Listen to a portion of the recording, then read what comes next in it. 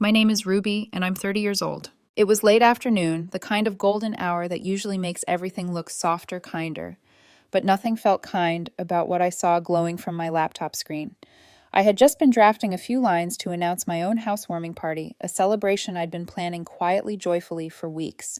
My cursor blinked over the word invitation when a careless swipe through my social feed cracked open the old wound I'd spent years trying to bury. There she was, my younger sister, Lila, 27 and somehow forever 3 years younger, but always 10 steps ahead in my parents' eyes.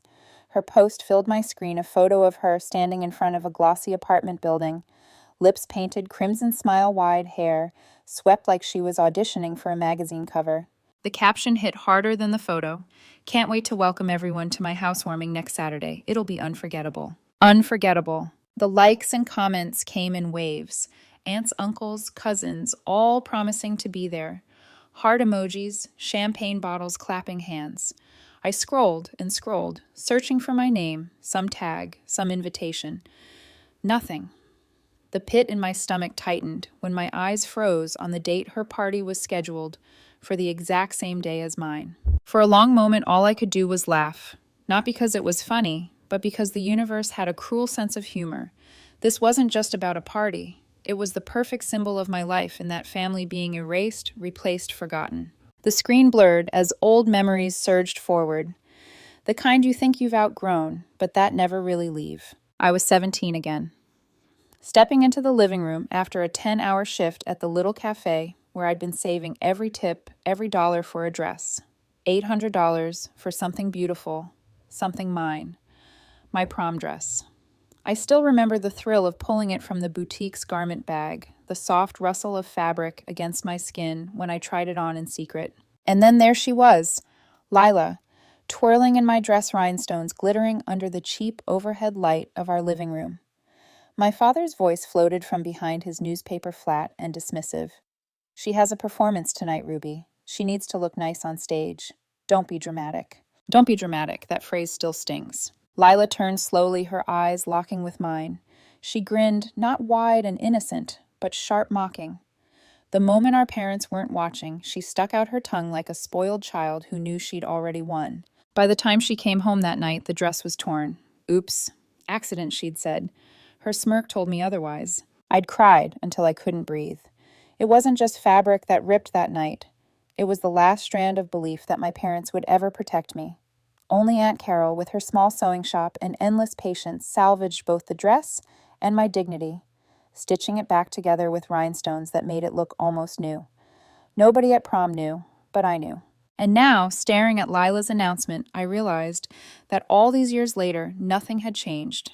She was still the chosen one, still the spotlight, still the one our parents would bankrupt themselves to glorify. And me, I was still the afterthought, except not this time. As my fingers tightened around the edge of the laptop, I whispered to myself, if they think they can erase me again, they're wrong. This party of mine won't just be a celebration. It'll be the moment they finally see me. The cursor blinked, patient waiting. And with a deep breath, I began to type. The phone felt heavy in my hand, but I dialed anyway.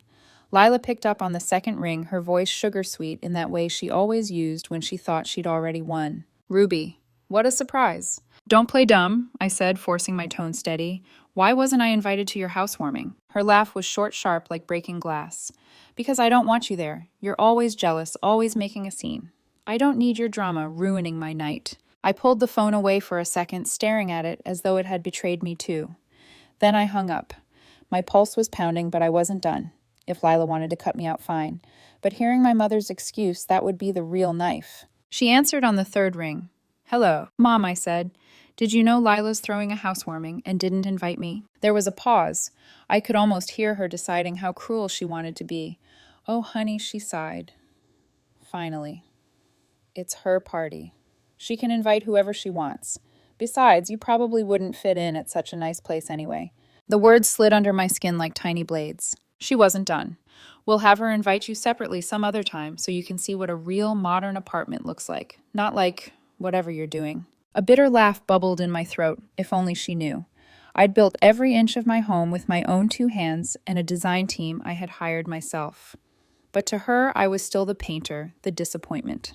After I hung up, I thought that was it, the end of my humiliation for the night. But the phone rang again.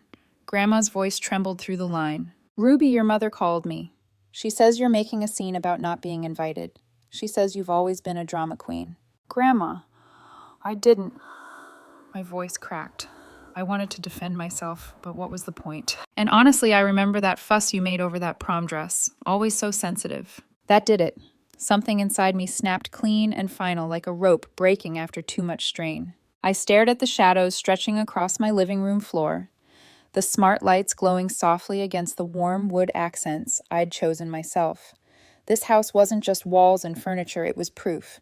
Proof of every hour I'd worked, every sacrifice, every late night when I'd been too tired to even eat. Proof that I wasn't the jealous failure they painted me as. If they wouldn't see me, then I'd force them to. I grabbed my phone again, but not to call Lila or Mom. I dialed the one person who'd never once doubted me. Aunt Carol. Her voice lit up. "Ruby, sweetheart." "What's going on?" "I'm throwing a housewarming. Next Saturday. Will you come?" "Of course I'll come," she said without hesitation. Then with a laugh that carried a touch of defiance, "Honestly, I bet your house will make Lila's look like a shoebox." For the first time all evening, I smiled. As I hung up, a strange calm washed over me, the kind that comes after a storm when you realize you've survived.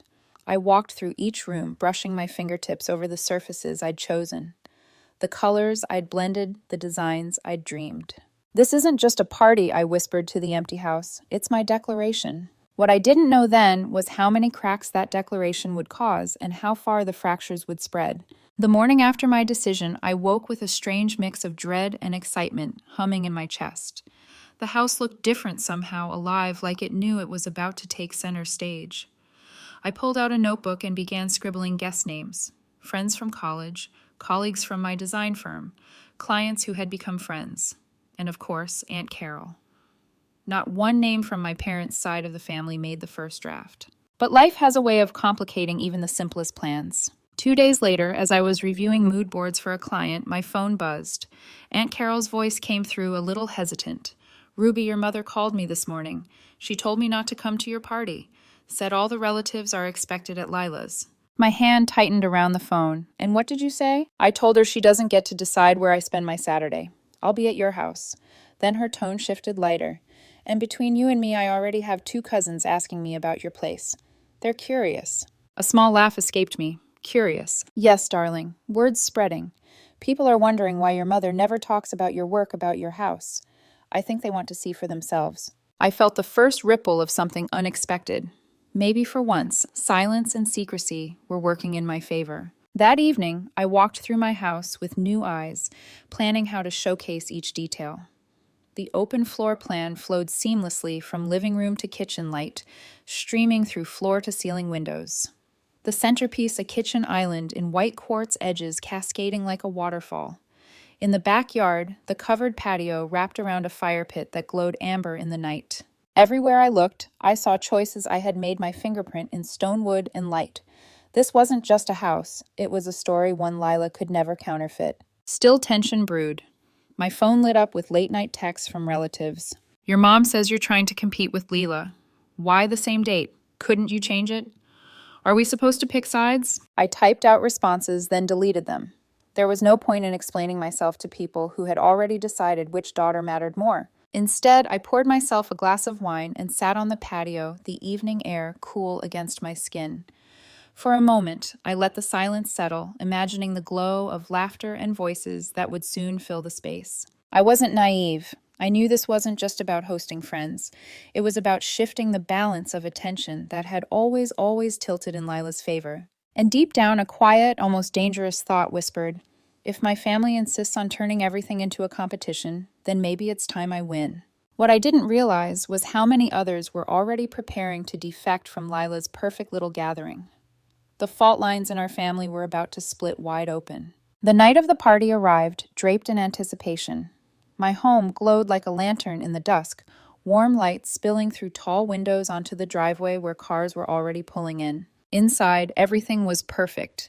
Candles flickered along the quartz island, the scent of rosemary and lemon drifted from the kitchen, and soft jazz whispered from the surround speakers.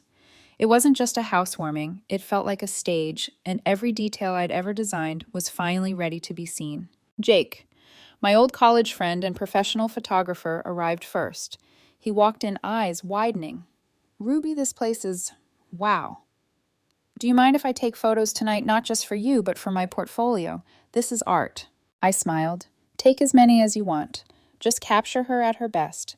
I patted the wall affectionately, as though the house herself could hear. Soon, guests trickled in. Friends from the firm, colleagues who had watched me sketch floor plans during lunch breaks. College roommates who remembered my dorm room, covered in design clippings. Each face lit up with genuine surprise as they stepped inside. Ruby, this is unbelievable. You designed all this yourself. I thought your mom said you just painted houses. That last comment stung and soothed in equal measure. Yes, that's what they'd all been told.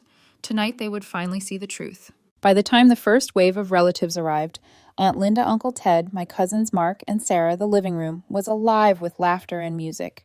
They froze at the doorway, taking in the high ceilings, the stone accent wall, the warmth that pulsed from every detail. Uncle Ted whistled low. Your father's been underselling you, kiddo. This is something else. Aunt Linda leaned closer, voice hushed, but not hushed enough. I thought you were a house painter. Where did that idea come from? From him, I said simply, and everyone knew who I meant. The conversation spilled naturally from there. Questions about my design process. Admiration for the seamless blend of modern and natural elements, shock at the smart tech that obeyed my phone's every command. Even Emma, my friend and design blogger, was darting from room to room with her camera occasionally pointing it at me. Tell my viewers what inspired this space, Ruby, she prompted. I looked around at the walls, the colors, the light. I wanted a house that was modern, but still felt alive. Stonewood glass, all in harmony. A place that breathes with you. As the night deepened, I caught snatches of hushed conversations from relatives. Lila's apartment is nice, but it doesn't have this. Her mother said Ruby was struggling. Look at this place. Do you think she bought it or designed it herself? Each comment was a spark in my chest. For once, the comparisons weren't in Lila's favor. But victory never comes without shadows. Around 9, as laughter bubbled through the house, my phone vibrated in my pocket. A message from Mom. Stop stealing attention. You're embarrassing us. End this now. I stared at the words until they blurred, then slid the phone face down on the counter. Around me, people clinked glasses and praised my work, oblivious to the icy undertow tugging at the edges of the night. I forced a smile and raised my glass. To building something of your own, I said, my voice clear. Brick by brick, choice by choice. Everyone cheered, glasses lifted high. Yet even as warmth filled the room, I couldn't shake the feeling that Mom's words weren't just a scolding. They were a warning. And soon enough, I'd find out exactly what she meant. 2 days passed after the party, and the glow still lingered in the corners of my house. Empty glasses were gone. Confetti swept, but laughter still seemed to echo faintly against the stone wall. For once, silence felt like triumph. Then one morning, I heard tires crunch across the driveway. Through the window, I saw Mom's silver sedan. The door opened. Out stepped Lila Mascara, smudged her smile, nowhere in sight. I opened the door before they could knock. Well, this is unexpected.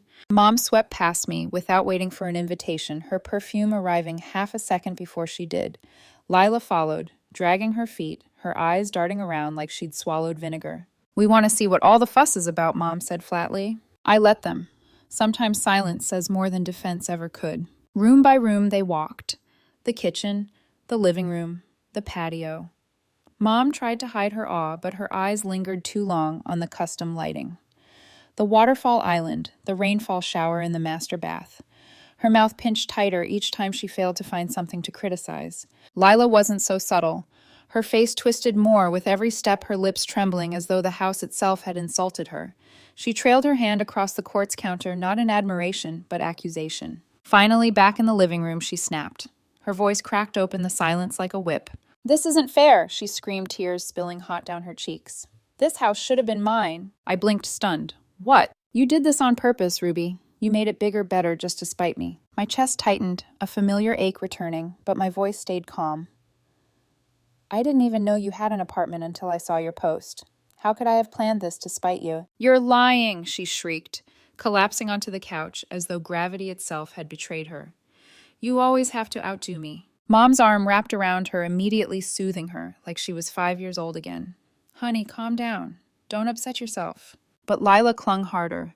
Mom, I can't live there anymore. Everyone's going to compare it to this. You need to buy me somewhere else. Better than this. The words hung in the air like a thunderclap. My jaw clenched. Buy her somewhere else, I could still hear Mom's voice weeks earlier boasting about the $350,000 they'd sunk into Lila's prestigious apartment. And here she was demanding more. Mom stroked her hair, her own voice soft, indulgent. We'll figure something out, sweetheart. Let's just go home for now. They rose together, a tableau of mother and golden child still locked in the same dance I'd watched all my life. Neither of them looked at me as they walked out. The door clicked shut behind them. I stood in the silence, fists pressed against my thighs, nails digging crescents into my skin. Part of me wanted to scream, to rip apart the stillness with every unsaid word. Another part of me just wanted to laugh. Because for the first time, their desperation wasn't about me being less. It was about me being more. But even then, a warning coiled in my gut, their story wasn't finished. People like my mother and sister didn't simply accept being outshone. And I had no idea just how far they were willing to go to reclaim the spotlight. By the end of the week, Jake sent me a folder of photos from the party. High-resolution professional, every angle polished and glowing. My home looked like it belonged on the cover of a design magazine. Post them, he urged. Trust me. So I did. Within an hour, my notifications exploded. Friends, colleagues, old classmates, even distant relatives filled the comments. Ruby, this is stunning. How did we not know you designed all this? Forget HGTV wins your show. The irony wasn't lost on me. For years, my parents had treated my career like a child's hobby, dismissing me as a painter. Now the world was seeing me for what I truly was. Aunt Carol called that evening voice, bubbling with excitement. 5 people backed out of Lila's party after seeing your photos. Your mom is furious. She says you're stealing attention. I closed my eyes, letting the words sink in like sunlight. For once, I wasn't stealing anything. I was simply standing in my own light. Then came the emails. An editor from Modern Living Interiors. A producer from a home design TV show. 3 potential new clients.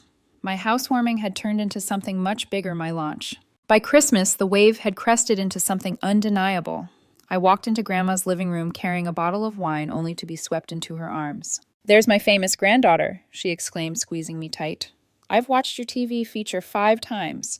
5, I even made the ladies at Bridge Club watch it. Her voice rang across the room, silencing chatter. Every eye turned toward me. Aunts, uncles, cousins, all buzzing with questions about my work, my business, my house. I answered politely, but inside I was marveling at the reversal. For years, family gatherings had been the stage for Lila's praise. Tonight, every conversation orbited me. Halfway through dinner, Grandma tapped her glass with her spoon. Everyone after dessert will watch Ruby's episode again. The clatter of Lila's fork hitting her plate was loud enough to echo. Grandma, do we really need to? Oh, hush, I'll never get tired of it. So we gathered in the living room, my face filling Grandma's television as the episode replayed. Footage of me explaining design choices, laughter with clients, sweeping shots of my home. The room pulsed with admiration, and when the credits rolled, people clapped. They actually clapped. From the corner of my eye, I saw Lila shrink into the couch cushions, her face pale. Mom sat stiff beside her, lips pressed thin, her eyes refusing to meet mine. The applause felt like a balm over every scar, every slight, every dismissal, every cruel word. For once I wasn't invisible. As relatives prepared to leave, several slipped me notes about projects they wanted me to take on. Uncle Ted wanted his office redesigned. Cousin Sarah asked about her kitchen. Even Aunt Linda, who had always been firmly in Lila's camp, pulled me aside with an awkward smile. Do you do bathrooms too? Yes, I answered, simply savoring the irony. But the sweetest moment came when Grandma leaned close, her eyes glistening. I want you to redo my living room, Ruby. Not just because it needs it, but because I want to see more of you. I nodded throat tight. I'd love that. Driving home through quiet streets lit by Christmas lights, I felt lighter than I had in years. For once, recognition wasn't about competing with Lila, it was about finally being seen. Yet in the rearview mirror of my mind, I caught a glimpse of her face from dinner. Tight, bitter, a whisper to Mom that I couldn't quite hear. It wasn't over, not by a long shot. Months rolled by in a blur of projects. My phone rarely stopped ringing, new clients, magazine features, requests for interviews. For the first time, my career wasn't a secret to anyone, not even my parents, though they still avoided mentioning it directly.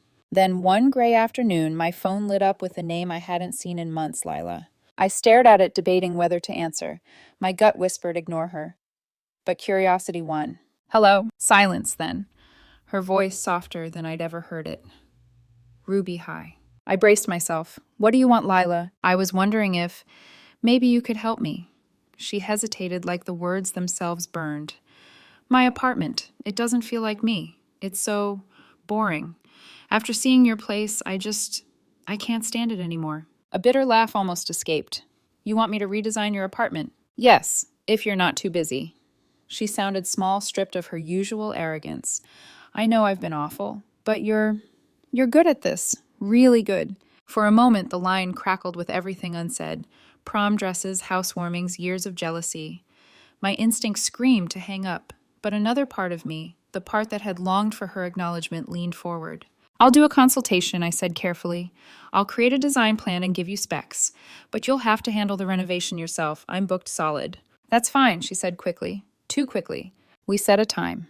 The following week, I stood in her apartment seeing it in person for the first time. And it was exactly as I expected, expensive, soulless gray walls and beige furniture straight out of a showroom catalog. This is what you bragged about online, I muttered before I could stop myself. Her face flushed. I know, it looks like a hotel.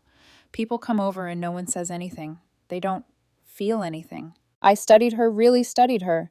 Gone was the smug smile, the glint of triumph. Instead, she looked tired, as if the mask of being the golden child had grown too heavy. Why did you really call me? I asked. Her eyes dropped to the sterile floor tiles. For a long moment, silence stretched. Then quietly, because you're better than me at this. And I'm tired, Ruby. Tired of competing with you. Tired of pretending I don't see how talented you are. The confession hit me harder than any insult ever had. For 2 hours I measured, asked questions, listened. She answered without her usual defensiveness, admitting things I never thought she'd say, that being the favorite came with chains, that every achievement of hers was weighed against expectations she couldn't meet. When I left blueprint sketches tucked under my arm, I wasn't sure what unsettled me more, that she had asked for my help, or that for the first time she had spoken to me not as a rival, but as a sister.